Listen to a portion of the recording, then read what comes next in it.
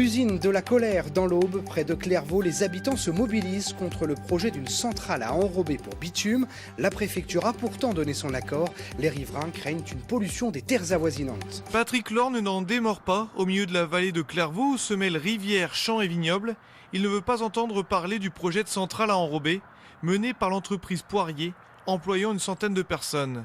Validé par la préfecture de l'Aube, le 11 octobre dernier, il dénonce une étude d'impact avec des failles, notamment au niveau de la Rose des Vents.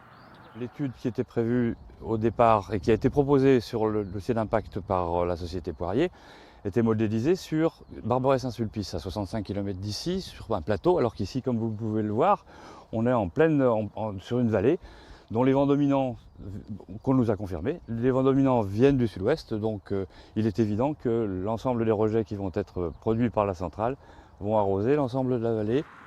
Au total, l'entreprise devrait rejeter près de 250 kg de poussière par jour pour une production de 80 000 tonnes d'enrobés par an. Pour lutter contre les désagréments, les associations locales se sont entourées d'un spécialiste, Maître Faro, avocat de Greenpeace ayant participé au procès de l'Erika, qui a mis un recours au projet. Il se trouve que j'ai eu plusieurs dossiers de ce type-là, et je peux vous assurer que quand il y a des nuisances, elles sont importantes. Il y a une nuisance olfactive évidente, ça sent le bitume, ça pue, quoi. Il faut le dire comme ça. Ça pue et ça gêne tout le monde, quoi. C'est une odeur âcre qui vous rentre vraiment dans les narines, très désagréable, etc.